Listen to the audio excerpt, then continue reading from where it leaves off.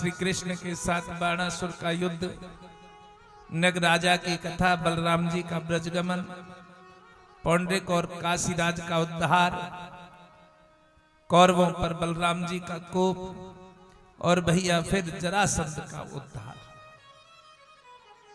जब राजसूय यज्ञ करना चाहते हैं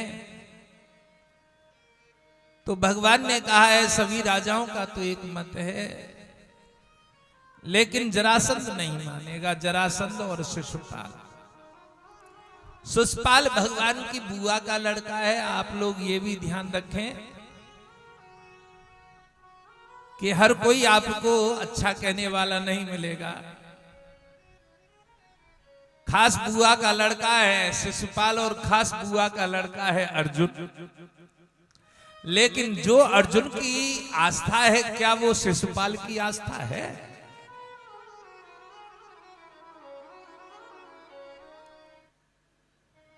नहीं। क्यों नहीं? क्योंकि ये जरूरी नहीं है कि सभी लोग मान करें, सम्मान करें, प्रीत की डोरी सबसे बंध जाए। भगवान की सृष्टि में कई भगवान के ऐसे जीव भी हैं जो भगवान से ही विरोध करते हैं।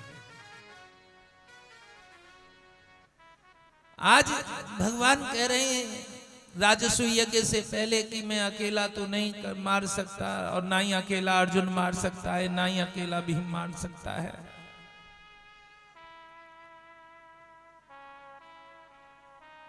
तो फिर कैसे होगा? तो युद्ध करने के लिए गए हैं, और जब युद्ध करने के लिए गए तो भैया 26 दिन हो गए युद्ध करते हुए। 27वें दिन भगवान ने एक लीला रची है। उन्होंने भीम की तरफ इशारा किया, एक तिनका लिया, उसे बीच से चीरकर और विपरीत दिशा में फेंक दिया। जरा नाम की राक्षसी के द्वारा संधि करने के कारण उस बच्चे का नाम पड़ा था जरासंध, क्योंकि उनके पिता को किसी संत ने फल दिया। पिता की 2 रानियां थी, सोचने लगे एक को दूंगा तो दूसरी का बुरा बन जाऊंगा। उन्होंने उस फल के 2 हिस्से कर दिए, और जब समय आया तो दोनों रानियों के गर्भ से बच्चे के आधे आधे टुकड़े पैदा हुए। राजा ने सोचा अब इसका मैं क्या करूंगा, उन्होंने उसे फेंकवा दिया। जरा नाम की राक्षसी ने उस दोनों टुकड़ों को जोड़ा और बच्चे का नाम पड़ा जरासंध। उसे कोई मार भी नहीं सकता था। भगवान ने जब उन्हें विपरीत दिशा में फेंकवाया तो जरासंध की मृत्यु हुई। राजसूय यज्ञ होने लगा। शिशुपाल एक पर एक गलती करता चला जाता है। भगवान 100 गलती तक क्षमा करते हैं, और एक से एक भी गलती में उसका सर धड़ से अलग कर देते हैं। क्यों? इसका कारण क्या है कि जब तक हमारे पाप का घड़ा नहीं भरेगा तब तक भगवान हमें क्षमा करेंगे, और जिस दिन हमारे पाप का घड़ा भर गया उस दिन भगवान हमें क्षमा नहीं करेंगे। आज यहाँ राजसूय यज्ञ हुआ है, उसे देखने के लिए दुर्योधन के हाथ में एक ऐसी रेखा थी कि कितना भी खर्च कर ले लेकिन उसका धन समाप्त नहीं हो सकता था। भगवान ने बंटवारा ऐसे ही किया। राजसूय यज्ञ में राजकोष का अधिकारी बनाया था दुर्योधन को, और रसोई का अधिकारी बनाया था भीम को। सारे जने हंसने लगे, महाराज भीम को भोजन का कार्य भीम को दे रहे हो, जो भूखे नहीं रह सकते हैं, बनेगो बाद में, पहले ही स्वाहा है जावेगो। तो भगवान ने कहा कि जो भोजन खाना जानता है वही खिला सकता है, जो भोजन करना ही ना जाने, भोजन खाना ही ना जाने, वो दूसरे को कदापि नहीं खिला सकता है। गुरुदेव कहते थे कि यदि बिटिया के लिए रिश्ता देखने जाना है तुम्हें, तो उसके घर में लड़का देखने जा रहे हो तो सुबह मत जाओ, शाम को जाओ। तो शाम को क्यों जाओ? कि शाम को जो रसोई पकेगी वही ते पतो लग जावेगो कि थाली में काका रख के आए हो। पहले मंदे जमाने थे और बाजार भी कोई दूर नहीं जाते थे, क्योंकि भोजन की थाली बता देगी कि या में कितने दाने हैं। यदि आप किसी के यहां बेटी के लिए संबंध करने जाओ तो संध्या में जाओ, और बेटा के लिए संबंध करने जाओ तो सुबह सुबह जाओ। कि सुबह कैसे पता लगेगा बेटी के बारे में? कि बस ऐसे ही घूमते फिरते जाओ, सुबह सुबह पहुंचो, जब भी पता लग जाएगी। यदि वास्तव में बिटिया सुलक्षणा है तो सुबह से ही सुबह तुम्हें वो रसोई में खड़ी दिखाई देगी। भाई पहले तो रसोई होती थी, आजकल तो किचन बनने लगी हैं। रसोई में रस ही बनाया जाता था, रस ही परोसा जाता था। रस ही बनाइए, रस ही परोसिए, इसीलिए थी रसोईया। आजकल बनती है किचन, जहां किच किच किच किच के सिवाय कुछ और होता ही नहीं है, बस किच किच होती है। तो यदि बेटी का रिश्ता करना है तो संध्या में जाओ, और बेटे का रिश्ता करना है तो सुबह जाओ। भोजन कराना कौन जान सकता है? जो भोजन खाना जानता हो। जिसे भोजन स्वयं ही करना नहीं आता है, वो दूसरे को क्या कराएगा? इसीलिए भीम को दी गई कौन सी गद्दी दी गई? रसोईया की गद्दी दी गई। लेकिन दुर्योधन जब महलों को देखने के लिए चला तो दासी दरवाजे पर खड़ी है, और दासी दरवाजे पर खड़े हुए कह रही है, महाराज संभल कर चले, क्योंकि जहां जल है वहां तो पृथ्वी का भास होगा, और जहां पृथ्वी है वहां जल का भास होगा। इतनी बात को सुनते ही अब यहां पर कहने लगे हैं महाराज,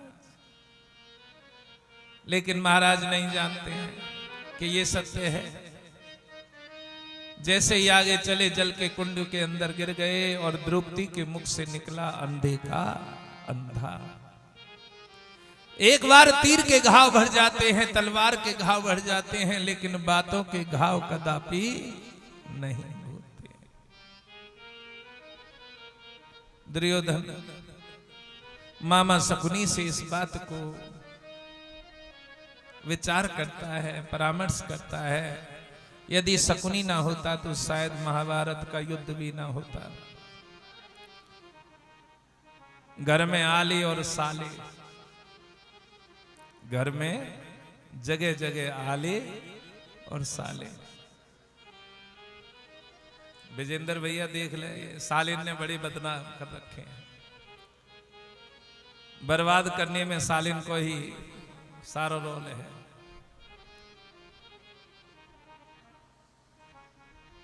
देखो समय परिवर्तनशील है। पहले यदि कोई गाय भी लेने जाता था तो भैया से पूछते थे, आज भैया से कोई नहीं पूछता, आजकल भाई साहब से पूछते हैं।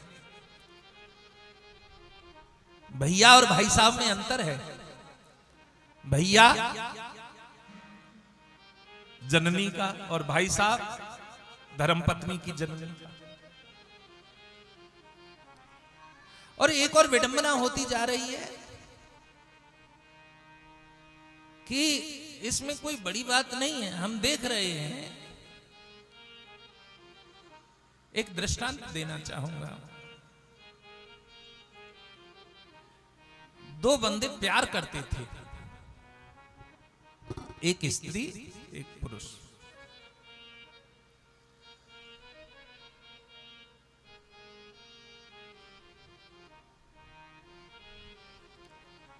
और जब स्त्री और पुरुष प्यार करते थे तो उनका विवाह संपन्न हुआ। दोनों ने शर्त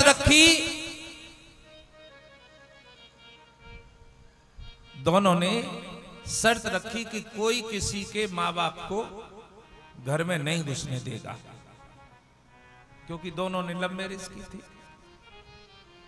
दृष्टांत बड़ा गुण है, ध्यान रखना, और ये सच्ची घटना है।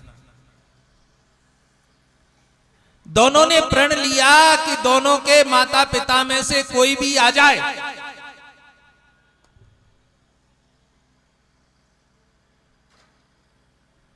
तो दरवाजा नहीं खोलना है। लड़के के माता पिता पर कोई मुसीबत आई, साल 2 साल बाद वो आए, लेकिन धर्म पत्नी के डर से उसके अंदर मन में तो कचोटापन था, मेरा बाप आया है, परेशान है, बाहर से पता लग गई थी, लेकिन उसने दरवाजा नहीं खोला। क्यों?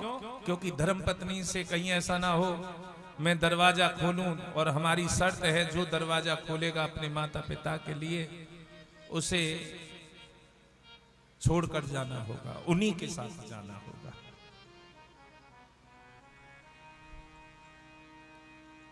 लेकिन 2-4 महीने बाद अर्धरात्रि में बेटी के, उसकी जो वाइफ थी, उसके माँ बाप आए, वो भी बड़े दुखी थे। पतिदेव से कह रही है जाओ मेरे माता पिता आए हैं, दरवाजा खोलो। पतिदेव कहने लगे शर्त के अनुसार जब मेरे माता पिता के लिए मैंने दरवाजा नहीं खोला तो मैं तेरे माता पिता के लिए भी दरवाजा नहीं खोलूंगा। लेकिन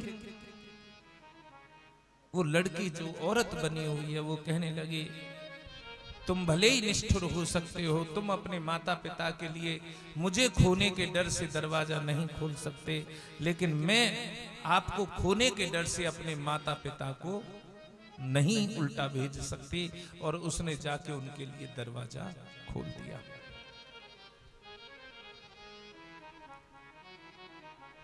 अब दरवाजा तो खोल दिया, माता पिता अंदर आ गए, लेकिन दोनों में बोलचाल बंद हो गई। समय परिवर्तनशील है,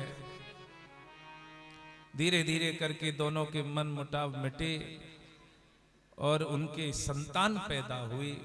पहले पुत्र पैदा हुआ तो उसने पुत्र के पैदा होने पर कोई ढोल ताशे नहीं बजवाए।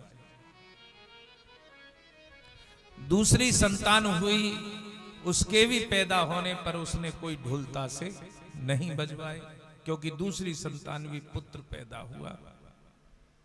और तीसरी संतान उसके बेटी पैदा हुई तो उसने पूरे गांव की दावत रखी, पूरे गांव की दावत रखी। तो जो गांव के सरपंच थे वो पूछने लगे भैया बेटा पैदा हुआ जब तो तूने दावत नहीं की, लेकिन बेटी पैदा होने पर दावत क्यों की? कि बेटा तो मैं था और मैं इतना निष्ठुर बन गया कि मैंने अपने माता पिता को घर से बाहर कर दिया और मेरे माता पिता ऐसे ही तड़प तड़प कर मर गए। लेकिन पहले ये जो मेरी पत्नी है ये बेटी थी, और ये बेटी होने के पश्चात इसे मुझे खोने का डर भी नहीं था और इसने अपने माता पिता को घर के अंदर बुला लिया। तो सरपंच भी बड़े सुलझे थे, उन्होंने कहा रे मूर्ख, ये वास्तव में बेटी है ही नहीं। यदि ये वास्तव में बेटी होती तो तेरे माता पिता को भी तेरे दरवाजे से उल्टा जाने नहीं देती। लेकिन आज का समय केवल ये रह गया है कि हमारे माता पिता तो हमारे हैं, दूसरे के भाड़ में जा। आजकल की स्त्रियों का स्वभाव केवल इतना हो गया है कि मेरी मम्मी तो मेरी है लेकिन सास तेरी मम्मी है। ये सबसे बड़ी विडंबना है। मैं ये समाज के सामने आईना प्रस्तुत कर रहा हूं। सरपंच कहने लगा कि दावत मत कर, तू जो सोच रहा है कि तेरी बेटी शिक्षित बनेगी, पढ़ी लिखी बनेगी, अरे शिक्षा तो तू देगा ही देगा, ये तो ठीक है। आजकल बड़ा प्रचार है बेटी पढ़ाओ बेटी बचाओ, बेटी पढ़ाओ बेटी बचाओ, लेकिन ये कोई नहीं दे रहा है कि बेटी को चरित्रवान बनाओ, बेटी को गुणवान बनाओ। शिक्षा के साथ साथ में उसके अंदर संस्कार भी होने चाहिए, क्योंकि बेटा केवल एक कुल की लाज के लिए होता है और बेटी 2 कुल की लाज के लिए होती है। वो आप घर और बाप घर दोनों कुलों को बचाकर रखती है। इसलिए बेटी बेटे में तुम्हारे में लक्षण आए ना आए कोई बड़ी बात नहीं है, लेकिन बेटी यदि तुम्हारी सुलक्षणा बन गई तो वो तुम्हें भी पाल लेगी और जिस घर में जाएगी उन्हें भी पाल लेगी। तो बेटी का चरित्र सक्षम होना चाहिए। बेटी का चरित्र ऐसा ना हो। आप ध्यान रखें कि हमारी बेटी के अंदर लक्षण बहुत अच्छे होने चाहिए। बेटी का स्वभाव बहुत अच्छा होना चाहिए। बेटे का क्या है,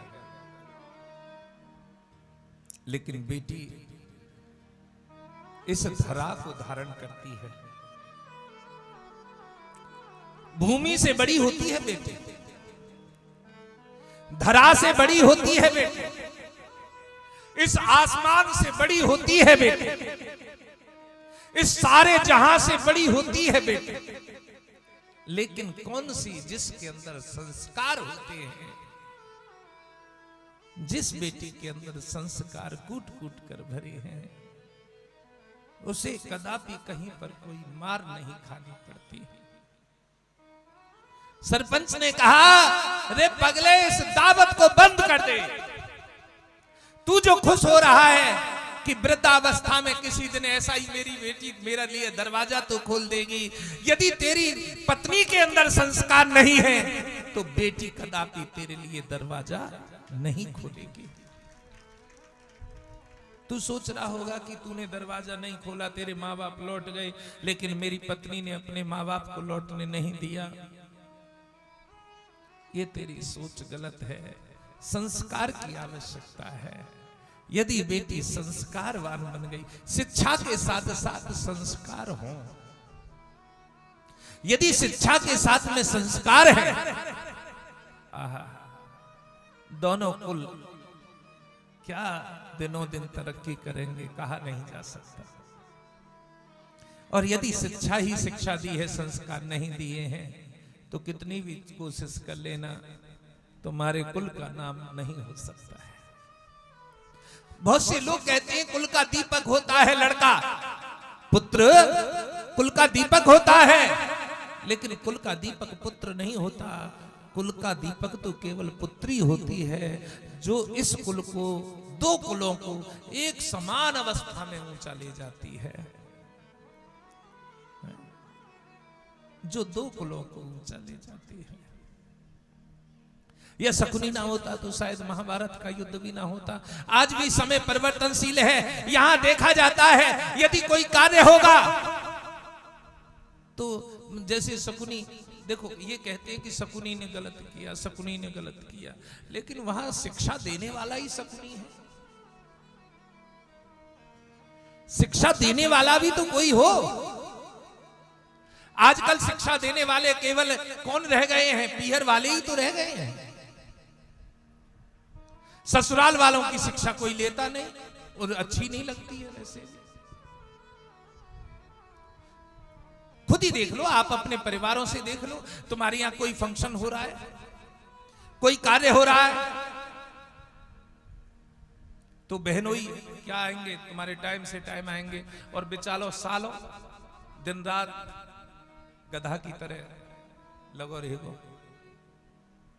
ये फर्क है, बुरा मत मानना तुम लोग। समाज को हम बांट रहे हैं।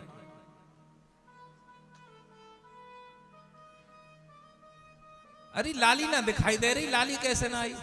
वाकई ना बालकन के पेपर चल रहे हैं और मौसी के बालक बेचारे स्कूल ही ना जा रहे, मामा के बालक स्कूल ही ना जा रहे, और बुआ के बालक पढ़ पढ़ के एल बिलबिली करके जन कहां बैरिस्टर लग गए। हद हो गई। आप ध्यान रखें, बैलेंस बनाएं।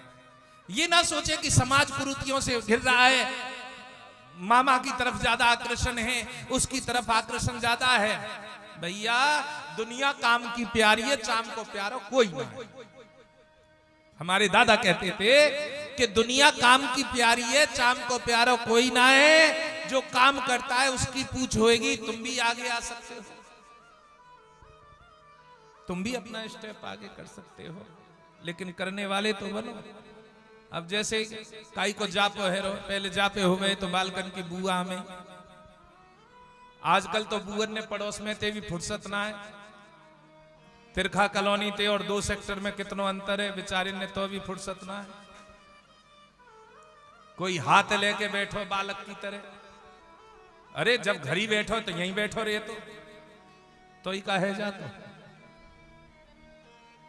ये यही सोच है।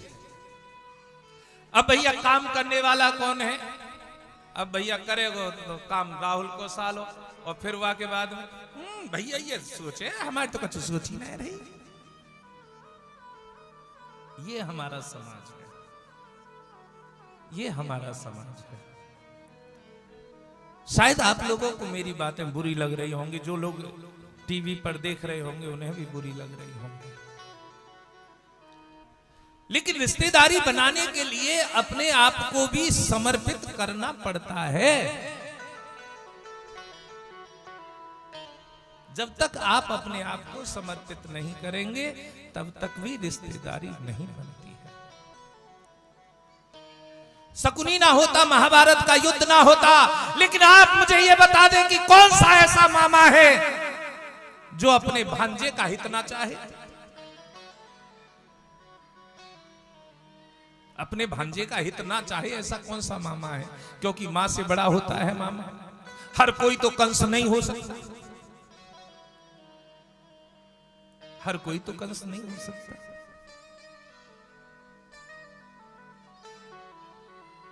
सुखदेव जी महाराज परीक्षित से कहने लगे, परीक्षित द्यूत क्रीड़ा के लिए आमंत्रित किया, एक एक करके हर चीज को हार चुके हैं, हर वस्तु को हार चुके हैं। एक द्रौपदी शेष बच्ची है, उसे भी दांव पर लगा दिया, मर्यादा का उल्लंघन कर दिया। विनाश काले विपरीत बुद्धि, जब विनाश का समय आता है तो बुद्धि विपरीत हो जाती है। और जब आज उन्हें हार बैठे हैं तो दुशासन, दुर्योधन आदेश किसे दे रहा है? दुशासन, जिसका शासन ही दूषित है। दुर्योधन जिसकी दुर्बुद्धि पहले ही है, उससे क्या अच्छी बातों की लालसा करते हैं? वो तो ऐसा ही करेगा। दुशासन को आदेश दिया है, जाओ उस 5 पतियों वाली को भरी सभा के मध्य में लाकर नग्न करते हैं। जिसका नाम ही दुशासन है वो करेगा क्या? और चल दिया है। द्रौपदी ऋतु काल से हैं, बार बार मना करती हैं, लेकिन केस घसीटते हुए सभा के मध्य में लाया है। आज द्रौपदी गुहार करती है, भीष्म पितामह से गुहार करती है, गुरु द्रोणाचार्य से गुहार करती है। द्रौपदी कह रही थी, मैं तो सोच रही थी यहाँ का राजा ही अंधा है, लेकिन यहाँ की तो प्रजा भी अंधी है।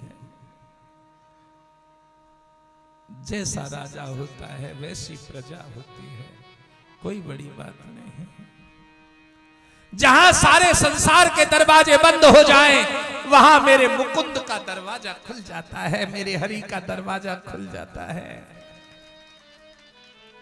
एक दरवाजा, लेकिन मुकुंद को यहां भाई के रूप में याद किया जा रहा है।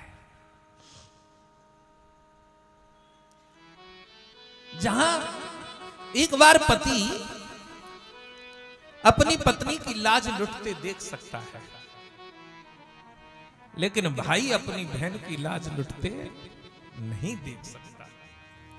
उन्होंने यही कहा है, स्त्री 3 बार विधवा होती है। पहली बार जब उसका पति मर जाए, दूसरी बार जब उसका भाई मर जाए, और तीसरी बार जब उसका बेटा मर जाए। यदि ये तीनों ना हो तो उसे अभागिनी कहा जाता है। पति मर जाए, भाई आता है, वस्त्र डालता है और चला जाता है। भाई के सहारे जीवन यापन कर लेती है। भाई ना हो तो पुत्र के सहारे जीवन यापन कर देती है। आज कह रही है सोच ले तेरी बहन विधवा हो गई, 5 पति होते हुए भी आज विधवा हो गई है। यदि तू नहीं आया तो मेरी लाज लुट जाएगी। गोविंद द्वारिकावासिना कृष्ण गोपी जने प्रिया कौरवे परिभूता माम की न जानसी केशव। मैं किसी और को नहीं जानती हे केशव, मैं किसी और को नहीं जानती। बस इतनी बात कहनी है। भगवान हम आपके सिवाय किसी और को नहीं जानते हैं। एक वक्त कह रहा था हम तो अनाथ हैं। अनाथ कहां से हो गए? हम तो अनाथ नहीं हैं। हमारे माता पिता नहीं हैं। तेरे नहीं होंगे, लेकिन जो तू भगवान को मानता है, हाँ हाँ भगवान तो है ही है, हमारे माताएं हैं पिता हैं, तो फिर क्यों कह रहा है अनाथ हैं? हमारे भगवान सर्वेश्वर हैं, और यदि तू भक्त है तो कदापि अनाथ हो ही नहीं सकता है। अनाथ तो वो होता है जो ना भक्त हो ना उसके माता पिता हो। जिसके कोई नाथ ही नहीं वही अनाथ है। लेकिन भैया हमारे तो नाथ भी हैं। और ये बात द्रौपदी ने बड़ी भली प्रकार से कही है। द्रौपदी बुलाते हुए पुकारते हुए कहती है, हे नाथ हे रमानाथ। भैया हम अनाथ नहीं हैं। जो भगवान के भक्त हैं वो अनाथ नहीं है। ना अनाथ है ना दीन है। दीन तो वो होता है जिसके पास कुछ ना हो, ना आगे हो ना पीछे हो। हमारे तो आगे भी भगवान है और पीछे भी भगवान है। हम दीन भी नहीं है। लोग सोचते होंगे हम दीन हैं, ऐसा कहेंगे तो भगवान प्रसन्न हो जाएंगे, भगवान को बड़ा क्रोध आता होगा। अरे मूर्ख, मैं तेरे साथ हूं फिर भी कह रहा है दीन हूं, तो ठीक है तू दीन ही रहे। हम दीन भी नहीं है, हम अनाथ भी नहीं है। और इस बात की पुष्टि स्वयं द्रौपदी कह रही हैं और बोल रही है, हे नाथ हे रमाना,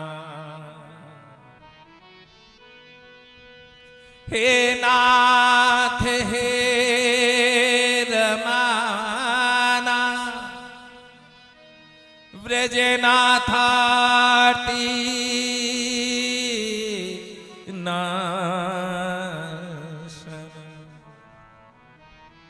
कृष्ण कृष्ण महायोगी विश्वात्मने विश्वभावना। आप कौन है विश्वात्मा? आप सब जानते हैं। कोई ऐसी बात है जो भगवान से छुपी हो? भगवान से कुछ छुपा है? किसी का छुपा है? कोई जाने चाहे ना जाने, लेकिन भगवान सब जानते हैं। आप मानो चाहे ना मानो, लेकिन भगवान जानते हैं। आज यहां द्रौपदी कह रही है, हे नाथ हे रमाना। अब चिंता कैसी रह गई? जब नाथ ही बना लिया है तो अब चिंता किस बात की रह गई? अनुरोध कर रही है, क्यों भूल गए बनवारी जब कटी थी उंगली तुम्हारी। देखो उलाहना दे रही है द्रौपदी। संपूर्णानंद जी अपनी भागवत में लिखते हैं कि द्रौपदी पिछले जन्म में देवदासी थी, मंदिर की सेवा करने वाली पुजारिन। माह का महीना है, एक दिन भगवान को स्नान कराने के लिए, भगवान के श्री विग्रह को स्नान कराने के लिए जब नदी से जल लेने के लिए गई तो देखा कि एक संत नदी में खड़े खड़े कांप रहे हैं। तो देवदासी कहने लगी, बाबा ये तन साधन है साधना करने के लिए, यदि ये तन नहीं रहेगा तो साधना कहां से करेगा। तो बाबा ने कहा, मेरे पास केवल एक जोड़ी लंगोट था, मैं नदी के किनारे रख दिया और नदी की लहर आई और उसमें मेरा लंगोट चला गया। अब नग्न अवस्था में हूं, बाहर आऊं तो आऊं कैसे, लाज आती है। वो देवदासी एक पेड़ की ओट में गई, अपनी साड़ी के 2 हिस्से किए, एक हिस्से को अपने तन पर लपेटा और एक हिस्से को बाबा को दिया। बाबा उस चीर को लपेट कर जब बाहर आए तो वो बाबा कोई और नहीं, भगवान स्वामी नारायण थे। कह रहे हैं, तूने तो मेरी लाज यहां बचाई है, लेकिन एक दिन में तेरी लाज अवश्य बचाऊंगा। जो दान दिया जाता है, जो पुण्य किया जाता है, वो कदापि व्यर्थ नहीं जाता। आज दोबारा भी वही हुआ, शिशुपाल का वध हुआ तो सुदर्शन चक्र लौटाते समय भगवान कृष्ण की उंगली कट गई, प्रेम देखने के लिए कि मुझसे कौन कितना प्रेम करता है। और द्रौपदी ने अपनी रेशम साड़ी को फाड़ कर लाला की उंगली पे बांध दिया।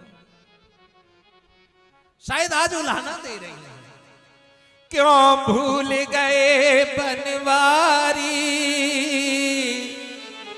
जब कटी थी उंगली तुम्हारी। हो क्यों भूल गए बनवारी, जब कटी थी उंगली तुम्हारी। क्यों भूल गए बनवारी, जब कटी थी उंगली तुम्हारी। मैंने रेशम, हाय मैंने रेशम, हाय मैंने रेशम साड़ी फाड़ी रे, आ जाओ कृष्ण मुरारी। आए मैंने रेशम साड़ी फाड़ी रे, आ जाओ कृष्ण मुरारी। आ जाओ कृष्ण मुरारी, आ जाओ कृष्ण मुरारी। आ जाओ कृष्ण मुरारी, आ जाओ कृष्ण मुरारी। हाय असुवन से, हाय असुवन से, हाय असुवन से भीगे साड़ी, आ जाओ कृष्ण मुरारी। आए असुवन से भीगे साड़ी, आ जाओ कृष्ण मुरारी।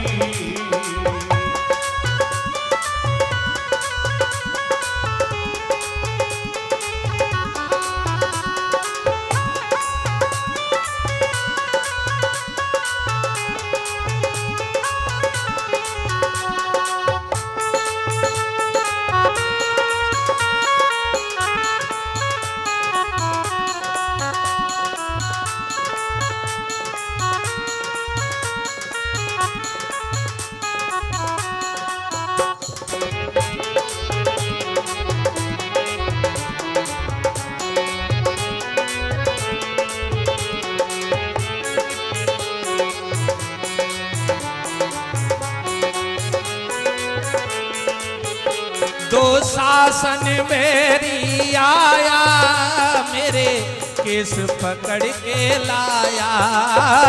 शासन मेरी आया, मेरे केस पकड़ कर लाया। दो शासन मेरी आया, मेरे केस पकड़ के लाया। शासन मेरी आया, मेरे केस पकड़ के लाया। वन थे खेची हाय वन खेची रेशम साड़ी आ जाओ कृष्ण मुरारी हाय वन खेची रेशम साड़ी आ जाओ कृष्ण मुरारी आ जाओ कृष्ण मुरारी आ जाओ कृष्ण मुरारी आ जाओ कृष्ण मुरारी आ जाओ कृष्ण मुरारी असुवन से हाय असुवन से भीगे साड़ी आ जाओ कृष्ण मुरारी आए असुवन से भीगे साड़ी आ जाओ कृष्ण मुरारी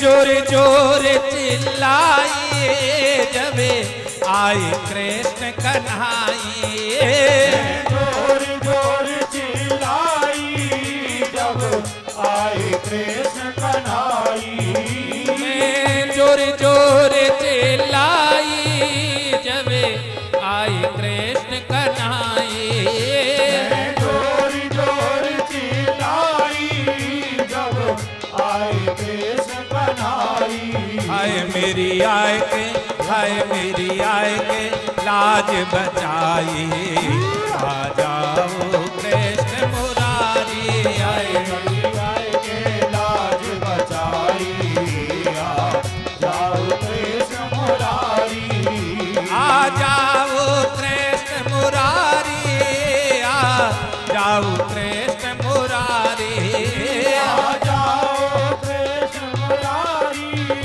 आ जाओ कृष्ण मुरारी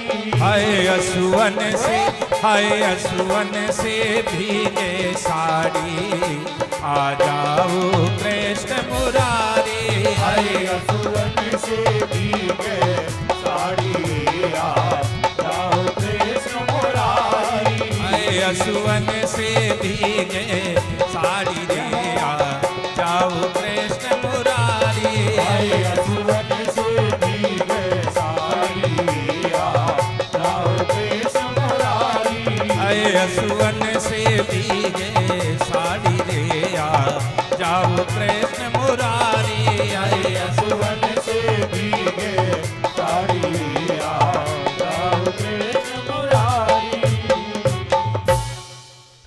पाए अनुशासन दुशासन के को बधाए द्रुपद सुता को चीर गए भीरे भारी हैं भीषम करण द्रोण बैठे व्रत धारी तहा कामुनी की ओर काउनेक निहारे हैं सुन के पुकार धाये द्वार काते चतुराई बाड़त दुकले खेचे भुजबल भारी हैं सारी बिच नारी है कि नारी बिच सारी है सारी ही की नारी है कि नारी ही की सारी है समझ नहीं आ रहा नारी ही की सारी है कि साड़ी ही की नारी जिसके अंदर 1000 हाथियों का बल है वो गस खाकर जमीन पर गिर गया और जब गस खाकर जमीन पर गिर गया आज